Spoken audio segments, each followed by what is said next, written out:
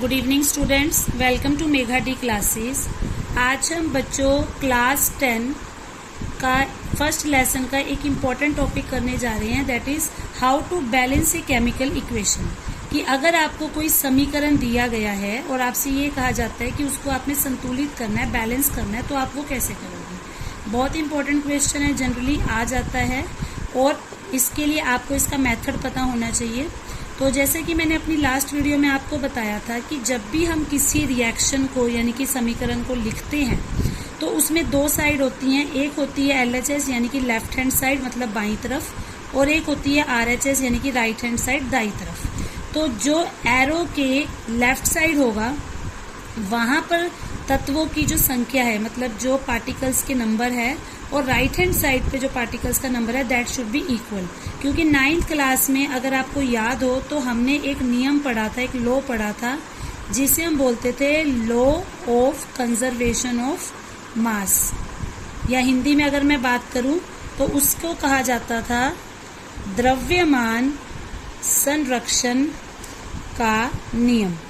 और इस नियम में हमने ये पढ़ा था कि किसी भी रिएक्शन में लेफ्ट हैंड साइड और राइट हैंड साइड पे जो भी आपके एलिमेंट्स हैं या कंपाउंड हैं उनका जो मास है वो हमेशा सेम रहता है। यानी कि मास जो है it can neither be created nor be destroyed, ना तो वो पैदा होता है ना ही वो नष्ट होता है।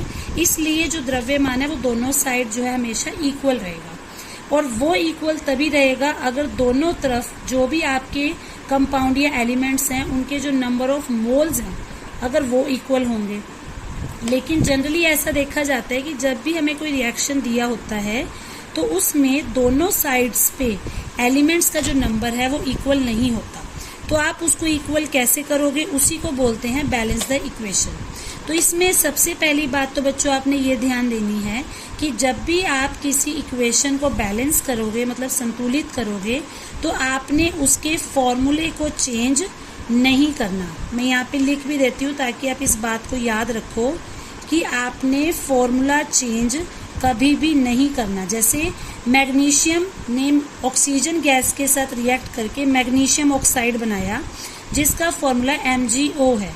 अब अगर आपको ये इक्वेशन पेपर में बैलेंस करने के लिए आती है तो आप MgO को MgO2 या MgO3 नहीं बना सकते, आपको MgO को MgO ही रखना पड़ेगा।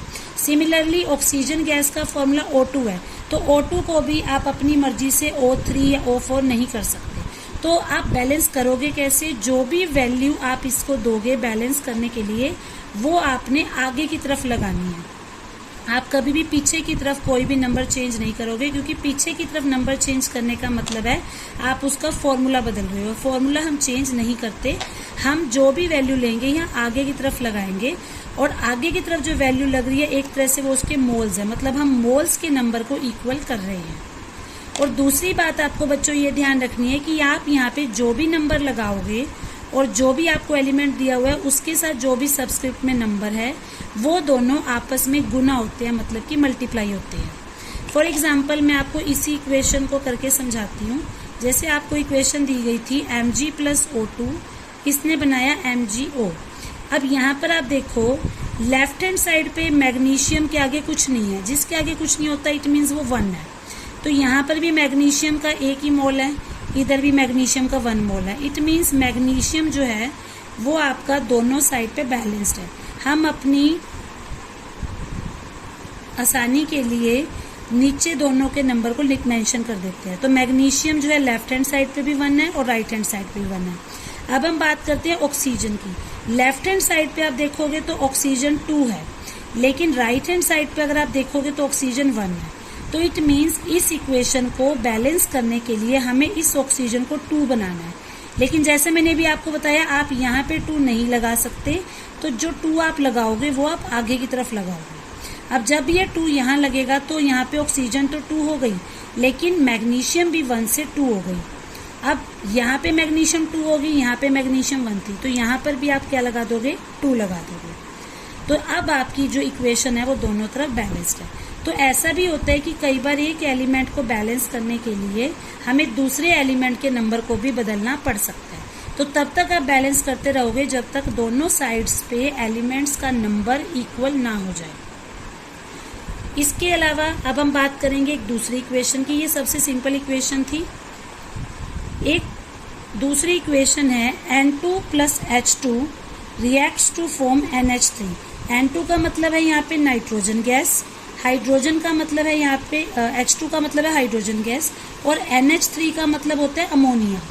तो जब भी नाइट्रोजन गैस और हाइड्रोजन गैस रिएक्ट करती हैं तो वो अमोनिया बनाती हैं। ठीक है, ये आपको इक्वेशन दी गई है। अब आपसे कहा जाता है कि इस इक्वेशन को आप बैलेंस करो। Again important question. अब यहाँ पर देखो, वही मैं वैल्यूज लिख लेती हूँ। अगर मैं बात करूँ लेफ्ट हैंड साइड की, तो नाइट्रोजन भी 2 है, हाइड्रोजन भी 2 है। और अगर मैं बात करूँ राइट हैंड साइड पे, तो नाइट्रोजन के आगे कुछ नहीं है, इट मीन्स नाइट्रोजन 1 है और हाइड्रोजन 3 है। तो अब हम इसको कैसे बैलेंस करेंगे? अब यहाँ पे नाइट्रोजन 2 थी, यहाँ पे नाइट्रोजन 1 है, तो आप क्या करो, आप इसके आगे 2 लगा दो। जैसे ही आपने इसके आगे 2 लगाया तो आपकी नाइट्रोजन अब 1 की जगह हो जाएगी 2। लेकिन हाइड्रोजन को क्या होगा? अभी मैंने आपको बताया था, जो भी वैल्यू आप यहाँ लिखोगे और जो नंबर उसके साथ दिया हुआ है वो दोनों आपस में मल्टीप्लाई होते हैं। तो यहाँ की हाइड्रोजन आपको 3 दिया हुआ था, जब आपने यहाँ पे 2 लगा दिया तो वो 2 इस 3 के साथ जाके मल्टीप्लाई हो जाएगा। तो इट मीन्स अब जो हाइड्रोजन है वो 6 हो गई। लेकिन यहाँ की अगर मैं बात करूँ, नाइट्रोजन तो आपकी बैलेंस हो चुकी है, लेकिन यहाँ पर तो हाइड्रोजन 2 थी और यहाँ पे हाइड्रोजन 6 है। अब 2 को 6 बनाने के लिए हम क्या करेंगे, इसको हम मल्टीप्लाई कर देंगे 3 से। तो अब आपकी इक्वेशन जो है वो बैलेंस हो चुकी है। नहीं तो आप वैसे भी एक सिंपल सा रूल याद रख सकते हो, अगर किसी भी फॉर्मूले में किसी एलिमेंट की वैल्यू एक जगह पे 2 है और दूसरी जगह पे 3 है, तो आप 2 वाले को 3 से मल्टीप्लाई दे सकते हो और 3 वाले को 2 से। जैसे यहाँ पे हाइड्रोजन 2 था तो आप इसको 3 से मल्टीप्लाई कर दो, यहाँ पे हाइड्रोजन 3 है तो आप इसको 2 से मल्टीप्लाई कर दो। और लास्ट में आप ये जरूर चेक करो कि आपके सारे एलिमेंट्स इक्वल हैं या नहीं, क्योंकि जैसा मैंने बताया कई बार एक एलिमेंट को बैलेंस करते हैं तो दूसरा एलिमेंट आपका अनबैलेंस्ड हो जाता है। इसके बाद बच्चों हम बात करते हैं अपनी तीसरी इक्वेशन की। अब यहाँ पे देखो, हमारी थर्ड इक्वेशन है Fe मतलब आयरन यानी कि लोहा plus H2O means water, they both react to form iron oxide plus hydrogen. अब यहाँ पर भी बच्चों वही चीज सबसे पहले आपने करनी है, आप दोनों साइड्स पे एलिमेंट्स की नंबर जो है वैल्यू जो उसको मेंशन कर दो। यहाँ पे Fe के साथ कुछ नहीं है, इट मीन्स Fe आपका 1 है, इधर आपका Fe 3 है। अब हम बात करते हैं हाइड्रोजन की। इधर आपकी हाइड्रोजन 2 है, इधर भी आपकी हाइड्रोजन 2 है। अब हम बात करते हैं ऑक्सीजन की। इधर ऑक्सीजन के आगे कुछ नहीं है, इट मीन्स ऑक्सीजन 1 है, बट इधर ऑक्सीजन 4 है। अब यहाँ से सीधा सीधा आप सोचोगे कि जब यहाँ पे ऑक्सीजन 4 और यहाँ पे ऑक्सीजन 1 है तो क्यों ना हम यहाँ पे 4 लगा दें। ठीक है, तो जैसे ही आपने यहाँ पे 4 लगाया, ऑक्सीजन तो आपकी बैलेंस होगी, बट हाइड्रोजन का नंबर चेंज हो जाएगा। हाइड्रोजन पहले 2 थी, 4 लगाने से अब आप इन दोनों वैल्यू को मल्टीप्लाई कर दो, तो इट मीन्स अब आपकी हाइड्रोजन हो गई 8। लेकिन यहाँ पे आपकी हाइड्रोजन कितनी थी? 2। तो 2 को 8 बनाने के लिए क्या करो, इसको भी आप क्या कर दोगे, 4 से मल्टीप्लाई कर दोगे, तो 4 2 जा 8। अब आपकी हाइड्रोजन भी बैलेंस होगी, ऑक्सीजन भी। अब आती है बात आयरन की। यहाँ पे आयरन 3 है, यहाँ पे आयरन 1 है, तो सिंपल इसके आगे आप 3 लगा दो, तो अब आपकी इक्वेशन बैलेंस हो चुकी है।